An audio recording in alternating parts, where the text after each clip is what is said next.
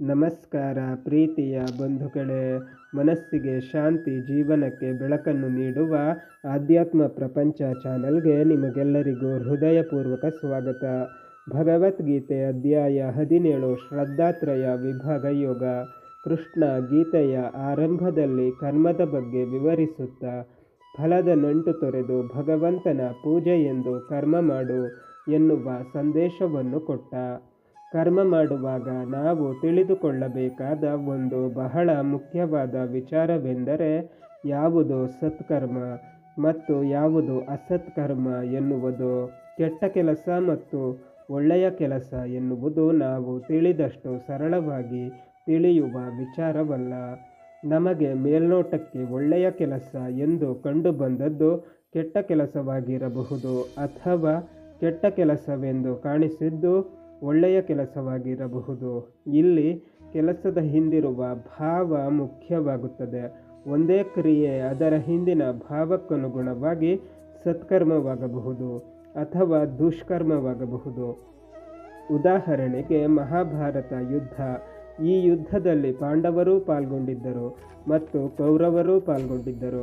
ಪಾಂಡವರಲ್ಲಿ ಸಾತ್ವಿಕವಾದ ಮನೋವೃತ್ತಿ ಇತ್ತು. ಅವರು ಎಂದೂ ಸಾಮಾಜಿಕವಾಗಿ ತಾವು ದೊಡ್ಡ ಸ್ಥಾನವನ್ನು ಗಳಿಸಬೇಕು, ಕೌರವರನ್ನು ಮಣ್ಣು ಮುಕ್ಕಿಸಬೇಕು ಎನ್ನುವ ಭಾವನೆಯಿಂದ ಯುದ್ಧ ಮಾಡಿಲ್ಲ.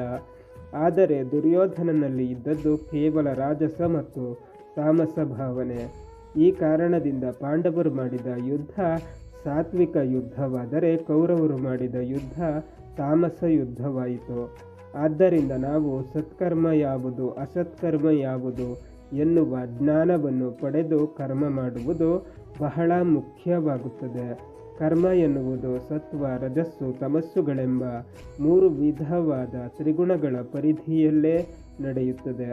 ನಾವು ಮಾಡುವ ಯಜ್ಞ, ದಾನ, ತಪಸ್ಸು, ನಾವು ಸೇವಿಸುವ ಆಹಾರ ಎಲ್ಲದರಲ್ಲೂ ಈ ಗುಣತ್ರಯಗಳ ಪ್ರಭಾವ ಸೇರಿಕೊಂಡಿರುತ್ತದೆ. ಈ ಗುಣತ್ರಯಗಳ ಪ್ರಭಾವ ನಮ್ಮ ಕರ್ಮದ ಮೇಲೆ ಹೇಗಾಗುತ್ತದೆ ಎನ್ನುವುದನ್ನು ನಾವು ಸಾಧ್ಯವಾದಷ್ಟು ಅರಿತು ಸತ್ವದ ಪರಿಧಿಯೊಳಗೆ ಕರ್ಮಾಚರಣೆ ಮಾಡಬೇಕು. ಈ ಅಧ್ಯಾಯ ಮುಖ್ಯವಾಗಿ ಯಾವ ಅನುಸಂಧಾನದಿಂದ ಕರ್ಮ ಮಾಡಿದಾಗ ಆ ಕ್ರಿಯೆ ಸಾತ್ವಿಕ, ರಾಜಸ ಅಥವಾ ತಾಮಸ ಕ್ರಿಯೆಯಾಗುತ್ತದೆ ಎನ್ನುವುದನ್ನು ವಿವರಿಸುತ್ತದೆ. ಹಿಂದಿನ ಅಧ್ಯಾಯದ ಕೊನೆಯಲ್ಲಿ ಕೃಷ್ಣ ಶಾಸ್ತ್ರದ ಕಟ್ಟಳೆಯನ್ನು ಮೀರಿ ಇಷ್ಟ ಬಂದಂತೆ ನಡೆಯುವವನು ಸಿದ್ಧಿಯನ್ನು ಪಡೆಯಲಾರ, ಅವನಿಗೆ ಸುಖವಿಲ್ಲ, ಪರಮಗತಿಯೂ ಇಲ್ಲ ಎಂದು ಹೇಳಿದ್ದ. ಇಲ್ಲಿ ನಮಗೆ ಒಂದು ಪ್ರಶ್ನೆ ಬರುತ್ತದೆ. ಶಾಸ್ತ್ರದ ಕಟ್ಟಳೆ ತಿಳಿಯದವರು ನಂಬಿಕೆಯಿಂದ ಕರ್ಮ ಮಾಡುತ್ತಾರೆ, ಅಂಥವರ ಗತಿ ಏನು ಎಂದು. ನಮ್ಮ ಪರವಾಗಿ ಅರ್ಜುನ ಕೃಷ್ಣನಲ್ಲಿ ಈ ಪ್ರಶ್ನೆಯನ್ನು ಕೇಳುವುದರೊಂದಿಗೆ ಈ ಅಧ್ಯಾಯ ಪ್ರಾರಂಭವಾಗುತ್ತದೆ. ಬನ್ನಿ ಅರ್ಜುನನೊಂದಿಗೆ ನಾವೂ ಸೇರಿಕೊಂಡು ಭಗವಂತನ ಉಪದೇಶವನ್ನು ಆಲಿಸೋಣ. ಶ್ಲೋಕ 1. ಅರ್ಜುನ ಉವಾಚ. ಯೇ ಶಾಸ್ತ್ರವಿಧಿಂ ಉತ್ಸೃಜ್ಯ ಯಜಂತೆ ಶ್ರದ್ಧೆಯ ಅನ್ವಿತ ತೇಷಾಂ ನಿಷ್ಠಾತು ಕಾ ಕೃಷ್ಣ ಸತ್ವಂ ಆಹೋ ರಜಸ್ತಮ. ಅರ್ಜುನ ಕೇಳಿದನು, ಕೆಲವರು ಶಾಸ್ತ್ರದ ಕಟ್ಟಳೆ ಅರಿಯದೆ ಬಿಟ್ಟರೂ ನಂಬಿಕೆಯಿಂದ ನಡೆದುಕೊಳ್ಳುತ್ತಾರೆ, ಅಂಥವರ ನೆಲೆ ಎಂಥದು ಕೃಷ್ಣ? ಸತ್ವವೇ, ರಾಜಸ್ಸೆ ಅಥವಾ ತಮಸ್ಸೆ? ನಾವು ವೇದಾಧ್ಯಯನ ಮಾಡಿಲ್ಲ, ನಮಗೆ ಶಾಸ್ತ್ರದ ವಿಧಿ ಗೊತ್ತಿಲ್ಲ. ಆದರೆ ಶಾಸ್ತ್ರ ತಿಳಿಯದೆ ಇದ್ದುದಕ್ಕಾಗಿ ಪಶ್ಚಾತ್ತಾಪವಿದೆ. ಶಾಸ್ತ್ರದ ಬಗ್ಗೆ ಶ್ರದ್ಧೆ ಇದೆ, ಅದರ ಪ್ರಕಾರ ಬದುಕಬೇಕು ಎನ್ನುವ ಬಯಕೆ ಇದೆ. ತಿಳಿದವರು ಹೇಳುತ್ತಾರೆ, ಯದೇವ ವಿದ್ಯೆಯ ಕರೋತಿ ಶ್ರದ್ಧೆಯ. ಅಂದರೆ ನೀನು ಏನನ್ನು ಮಾಡಿದರೂ ತಿಳಿದು ಮಾಡು, ಜ್ಞಾನಪೂರ್ವಕವಾಗಿ ಮಾಡಿದ ಕರ್ಮ ಸಫಲ, ಇಲ್ಲದಿದ್ದರೆ ಅದು ವ್ಯರ್ಥ ಎಂದು. ಹೀಗಿರುವಾಗ ಒಬ್ಬ ಶ್ರದ್ಧೆಯಿಂದ ಮಾಡುವ ಕರ್ಮ ವ್ಯರ್ಥವೋ? ಇದು ಅರ್ಜುನನ ಪ್ರಶ್ನೆ. ಇಲ್ಲಿ ಶ್ರದ್ಧಾ ಅಂದರೆ ಅತೀಂದ್ರಿಯವಾಗಿರತಕ್ಕ ನಮ್ಮನ್ನು ನಿಯಂತ್ರಿಸುವ ಅಗೋಚರ ಶಕ್ತಿಯ ಬಗ್ಗೆ ನಮಗಿರುವ ನಂಬಿಕೆ, ಅರ್ಥಾತ್ ಭಗವಂತನ ಮೇಲೆ ನಂಬಿಕೆ, ಶಾಸ್ತ್ರದ ಮೇಲೆ ನಂಬಿಕೆ, ಪಾಪ ಪುಣ್ಯದ ನಂಬಿಕೆ, ಎಲ್ಲವನ್ನು ನಿಯಂತ್ರಿಸುವ ಪರಶಕ್ತಿ ಹೊಂದಿದೆ ಎನ್ನುವ ನಂಬಿಕೆ. ಮಹಾಭಾರತದಲ್ಲಿ ಹೇಳುವಂತೆ ಕರ್ಮಕ್ಕೆ ಫಲವಿದೆ ಎನ್ನುವ ನಂಬಿಕೆಯೇ ಮನುಷ್ಯನ ಬದುಕಿನ ಆಧಾರ ಸ್ತಂಭ. ಹೀಗಿರುವಾಗ ನಂಬಿಕೆಯೊಂದಿಗೆ ಶ್ರದ್ಧೆ ಇದ್ದು ಶಾಸ್ತ್ರದ ತಿಳುವಳಿಕೆ ಇಲ್ಲದೆ ಇದ್ದರೆ ಅಂಥವರ ನೆಲೆ ಏನು? ಎಲ್ಲರನ್ನು ಕರ್ಷಣೆ ಮಾಡುವ ಕೃಷ್ಣ ನೀನು ಇಂಥವರನ್ನು ಎಲ್ಲಿಗೆ ಕರ್ಷಣೆ ಮಾಡುತ್ತೀಯ? ಅಂಥವರ ನಿಷ್ಠೆ ಸಾತ್ವಿಕವೋ ರಾಜಸವೋ ಅಥವಾ ತಾಮಸವೋ ಎಂದು ನಿಮ್ಮೆಲ್ಲರಿಗಿರುವ ಈ ಗೊಂದಲದ ಪ್ರಶ್ನೆಯನ್ನು ಅರ್ಜುನ ಕೃಷ್ಣನಲ್ಲಿ ಕೇಳುತ್ತಾನೆ. ಶ್ಲೋಕ 2. ಭಗವಾನ್ ಉವಾಚ ತ್ರಿವಿಧಾ ಭವತಿ ಶ್ರದ್ಧಾ ದೇಹಿನಾಂ ಸಾ ಸ್ವಭಾವಜ ಸಾತ್ವಿಕಿ ರಾಜಸಿ ಚ ಏವ ತಾಮಸಿ ಚ ಇತಿ ತಾಂ ಶೃಣು. ಭಗವಂತ ಹೇಳಿದನು, ಜೀವಿಗಳ ಹುಟ್ಟುಗುಣದಿಂದಲೇ ಹುಟ್ಟಿಬರುವ ಈ ನಂಬಿಕೆ 3 ತೆರನಾಗಿದೆ: ಸಾತ್ವಿಕ, ರಾಜಸ ಮತ್ತು ತಾಮಸ. ಅದರ ಬಗೆಯನ್ನಾಲಿಸು. ಸಾಧನಾ ಶರೀರದಲ್ಲಿರುವ ಜೀವಗಳು ಮೂಲಭೂತವಾಗಿ 3 ತೆರನಾಗಿರುತ್ತವೆ. ಅದು ಸಾತ್ವಿಕ, ರಾಜಸ ಮತ್ತು ತಾಮಸ. ಇದರ ಮೇಲೆ ಪರಿಸರದ ಮತ್ತು ಮನೆತನದ ಪ್ರಭಾವದಿಂದ ಮಾನಸಿಕವಾಗಿ ನಾವು ಮತ್ತೆ 3 ತೆರನಾದ ಶ್ರದ್ಧೆಯನ್ನು ಬೆಳೆಸಿಕೊಳ್ಳುತ್ತೇವೆ. ಆದ್ದರಿಂದ ಸ್ವರೂಪತಃ ಸಾತ್ವಿಕನಾಗಿದ್ದರೂ ಕೂಡ ಆತ ಮಾನಸಿಕವಾಗಿ ರಾಜಸನಾಗಿರಬಹುದು ಅಥವಾ ತಾಮಸನಾಗಿರಬಹುದು. ಉದಾಹರಣೆಗೆ, ಸ್ವರೂಪತಃ ಸಾತ್ವಿಕರಾಗಿದ್ದ ಗರ್ಗಾಚಾರ್ಯರು ತಾಮಸ ಪ್ರಭಾವಕ್ಕೊಳಗಾಗಿ ಕೃಷ್ಣನನ್ನು ಸೋಲಿಸುವ ಮಗ ಹುಟ್ಟಬೇಕು ಎಂದು ತಪಸ್ಸನ್ನಾಚರಿಸಿರುವ ಕಥೆಯನ್ನು ಹಿಂದೆ ನೋಡಿದ್ದೇವೆ. ಮಾನಸಿಕವಾಗಿ ಬರುವ ಈ ಬಾಹ್ಯ ಶ್ರದ್ಧೆ ಜನ್ಮ ಜನ್ಮಾಂತರದ್ದಲ್ಲ, ಆದರೆ ಸ್ವರೂಪ ಶ್ರದ್ಧೆ ಪ್ರತಿ ಜನ್ಮದಲ್ಲೂ ಸದಾ ಜೀವನೊಂದಿಗಿರುತ್ತದೆ. ಇದನ್ನು ಸ್ಪಷ್ಟಪಡಿಸುವುದಕ್ಕೋಸ್ಕರ ಈ ಶ್ಲೋಕದಲ್ಲಿ ಏವ ಮತ್ತು ಚಾಕಾರವನ್ನು ಒಟ್ಟಿಗೆ ಬಳಸಿದ್ದಾರೆ. ಜೀವಸ್ವರೂಪ ಸಾತ್ವಿಕೇವ ರಾಜಸ್ಯೇವ ಅಥವಾ ತಾಮಸ್ಯೇವ, ಅದು ಬದಲಾಗುವುದಿಲ್ಲ. ಈ ಸ್ವರೂಪದ ಮೇಲಿರುವ ಬಾಹ್ಯ ಶ್ರದ್ಧೆ ಸಾತ್ವಿಕೇಚ ರಾಜಸೇಚ ತಾಮಸೇಚ ಪ್ರಭಾವದಿಂದ ಬರುವಂಥದ್ದು, ಗರಿಷ್ಠ 1 ಜನ್ಮಕ್ಕೆ ಮೀಸಲಾಗಿರುವಂಥದ್ದು. ಈ 3 ವಿಧವಾದ ಶ್ರದ್ಧೆಯ ಬಗೆಯನ್ನಾಲಿಸು ಎಂದು ಕೃಷ್ಣ ಅರ್ಜುನನಲ್ಲಿ ಹೇಳುತ್ತಾನೆ.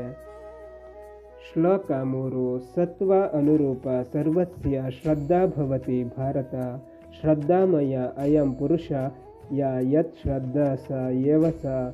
ಭಾರತ, ಸ್ವಭಾವಕ್ಕೆ ತಕ್ಕಂತೆ ಎಲ್ಲರ ನಂಬಿಕೆಯೂ ಇರುತ್ತದೆ. ಈ ಜೀವ ನಂಬಿಕೆಯ ಸ್ವರೂಪವೇ. ಅವನ ನಂಬಿಕೆ ಎಂಥದೋ ಅವನು ಅಂಥವನು. ಜೀವದ ಸ್ವರೂಪಕ್ಕೆ ಅನುಗುಣವಾಗಿಯೇ ಮೂಲ ಶ್ರದ್ಧೆ ಇರುವುದು. ಆದರೆ ಕೆಲವೊಮ್ಮೆ ಅದು ವ್ಯಕ್ತವಾಗದೇ ಇರಬಹುದು.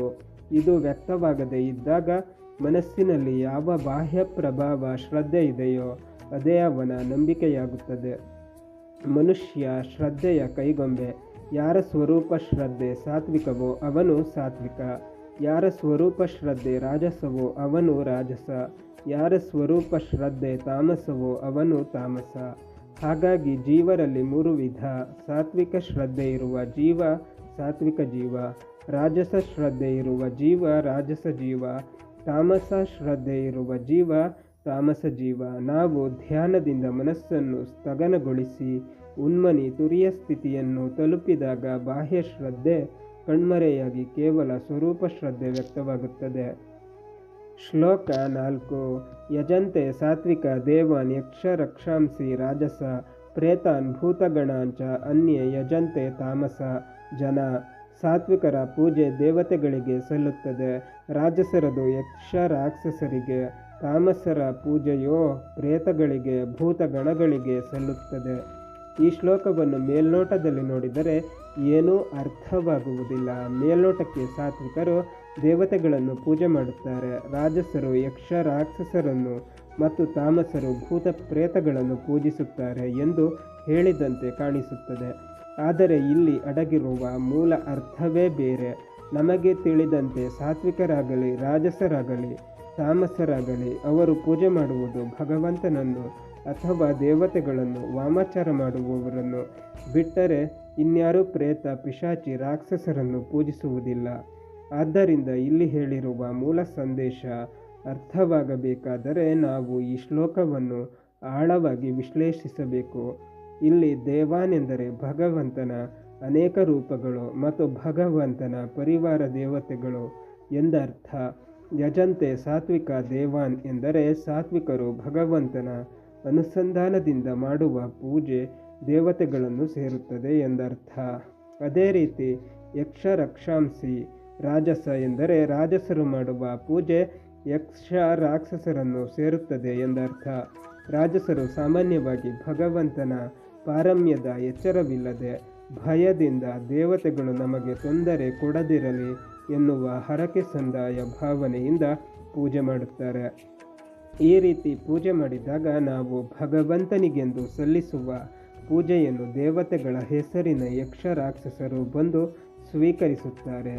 ಇನ್ನು ಮೂರನೆಯ ವರ್ಗ ತಾಮಸ. ಇವರು ಪೂಜೆ ಮಾಡುವುದು ತಮ್ಮ ಅಂತಸ್ತನ್ನು ತೋರಿಸಿಕೊಳ್ಳುವುದಕ್ಕಾಗಿ. ಉದಾಹರಣೆಗೆ ದುರ್ಯೋಧನ ಪಾಂಡವರು ಮಾಡಿದ ಅಶ್ವಮೇಧ ಯಾಗವನ್ನು ಮೀರಿಸುವ ಸಲುವಾಗಿ ಪೌಂಡ್ರಿಕ ಯಾಗ ಮಾಡಿಸಿದಂತೆ. ಹೀಗೆ ದುರುದ್ದೇಶದಿಂದ ತಾಮಸರು ಮಾಡುವ ಪೂಜೆಯನ್ನು ಬಂದು ಸ್ವೀಕರಿಸುವವರು ದೇವತೆಗಳ ಹೆಸರಿನ ಭೂತ ಪ್ರೇತಗಳು. ಪೂಜೆಯಲ್ಲಿ ಕೇವಲ ಶ್ರದ್ಧೆ ಮುಖ್ಯವಲ್ಲ, ಬದಲಿಗೆ ಅದು ಎಂತಹ ಶ್ರದ್ಧೆ ಎನ್ನುವುದು ಮುಖ್ಯ. ಶಾಸ್ತ್ರ ಗೊತ್ತಿಲ್ಲದಿದ್ದರೂ ಕೂಡ ಸಾತ್ವಿಕ ಶ್ರದ್ಧೆಯಿಂದ ಭಗವಂತ ನನಗೆ ಏನೂ ಗೊತ್ತಿಲ್ಲ, ನಾನು ಭಕ್ತಿಯಿಂದ ನಿನ್ನನ್ನು ಆರಾಧನೆ ಮಾಡುತ್ತೇನೆ, ನನ್ನ ತಪ್ಪನ್ನು ಕ್ಷಮಿಸು ಎಂದು ಶರಣಾಗತಿಯಿಂದ ಬೇಡಿದರೆ ಆ ಪೂಜೆಯನ್ನು ಸ್ವತಃ ಭಗವಂತನೇ ಬಂದು ಸ್ವೀಕಾರ ಮಾಡುತ್ತಾನೆ. ಆದರೆ ಸ್ವಾರ್ಥ, ಅಹಂಕಾರ, ಡಂಭದಿಂದ ಮಾಡುವ ರಾಜಸ ಅಥವಾ ತಾಮಸ ಪೂಜೆಯನ್ನು ಭಗವಂತನಾಗಲಿ ಅವನ ಪರಿವಾರ ದೇವತೆಗಳಾಗಲಿ ಸ್ವೀಕರಿಸುವುದಿಲ್ಲ. ನಮ್ಮ ಕರ್ಮ ಕಾಮರಹಿತ, ನಿಷ್ಕಾಮವಾಗಿರಬೇಕು. ಇಲ್ಲಿ ಕಾಮ ಅಂದರೆ ಕೆಟ್ಟ ಬಯಕೆ. ಬಯಕೆಯಲ್ಲಿ ಎಂದೂ ಸ್ವಾರ್ಥವಿರಕೂಡದು. ನಾವು ನನಗೆ ಮಾತ್ರ ಒಳ್ಳೆಯದಾಗಲಿ ಎನ್ನುವ ಸಂಕುಚಿತ ಭಾವವನ್ನು ಬಿಟ್ಟು ಬಿಡಬೇಕು. ಪೂಜೆ ಪುನಸ್ಕಾರ ಮಾಡುವಾಗ ಯಾವುದೋ ಸಂಕುಚಿತ ಉದ್ದೇಶವಿಟ್ಟು ನಾವು ಪೂಜೆ ಮಾಡಬಾರದು. ಉದಾಹರಣೆಗೆ, ನನ್ನ ವ್ಯವಹಾರದಲ್ಲಿ ಏಳಿಗೆ ಆಗಲಿ ಎಂದು ಯಜ್ಞ ಮಾಡುವುದು, ಮಗಳಿಗೆ ಉತ್ತಮ ವರ ಸಿಗಲಿ ಎನ್ನುವ ಫಲಾಪೇಕ್ಷೆಯಿಂದ ಪೂಜೆ ಮಾಡುವುದು ಇತ್ಯಾದಿ. ನಾವು ದೇವರಲ್ಲಿ ಈ ರೀತಿ ನಮ್ಮ ಕಾಮನೆಗಳ ಪಟ್ಟಿ ಕೊಡಬಾರದು. ಯಾವುದು ಆಗಬೇಕು ಎನ್ನುವುದು ದೇವರಿಗೆ ಗೊತ್ತಿದೆ. ಯಾವುದು ಒಳ್ಳೆಯದು, ಯಾವುದು ಕೆಟ್ಟದ್ದು ಎನ್ನುವುದು ಅವನಿಗೆ ಮಾತ್ರ ಗೊತ್ತಿರುವುದು. ಅದನ್ನು ಅವನು ಕೊಟ್ಟೇ ಕೊಡುತ್ತಾನೆ. ಹೀಗಿರುವಾಗ ನಾವು ನಮ್ಮ ಇಂತಹ ಸಂಕುಚಿತ ಕಾಮದ ಪಟ್ಟಿಯನ್ನು ಹಿಡಿದುಕೊಂಡು ಕರ್ಮ ಮಾಡಿದಾಗ ಆಗುವ ದುರಂತ ಘೋರ. ನಾವು ದೇವರಲ್ಲಿ ಯಾವುದೋ ಬಯಕೆಯನ್ನಿಟ್ಟು ಪೂಜೆ ಮಾಡಿಸುತ್ತೇವೆ. ಆ ಪೂಜೆಗಾಗಿ ಹಣ ವೆಚ್ಚ ಮಾಡಿರುತ್ತೇವೆ, ಆದರೆ ಆ ಬಯಕೆ ಈಡೇರುವುದಿಲ್ಲ. ಆಗ ನಮಗೆ ದೇವರ ಮೇಲೆ ದ್ವೇಷ, ಹಣ ವ್ಯರ್ಥವಾಯಿತು ಎನ್ನುವ ಅಸಮಾಧಾನ. ಹೀಗಾದಾಗ ನಮ್ಮ ಪೂಜೆ ವ್ಯಾಪಾರವಾಗುತ್ತದೆ ಮತ್ತು ಅದು ಭೂತ ಪ್ರೇತಗಳನ್ನು ಸೇರುತ್ತದೆ. ದೇವರ ಪೂಜೆ ವ್ಯಾಪಾರವಲ್ಲ. ಬಂಧುಗಳೇ, ಭಗವದ್ಗೀತೆ ಮುಂದುವರಿಯುತ್ತದೆ. ಅಲ್ಲಿಯ ತನಕ ನಮ್ಮ ಚಾನಲನ್ನು ನೋಡ್ತಾ ಇರಿ. ಎಲ್ಲ ವಿಡಿಯೋಗಳನ್ನು ನೋಡಿ, ಶೇರ್ ಮಾಡಿ, ಲೈಕ್ ಮಾಡಿ, ಕಮೆಂಟ್ ಮಾಡಿ, ಹಾಗೆ ನಮ್ಮ ಚಾನಲನ್ನು ಸಬ್ಸ್ಕ್ರೈಬ್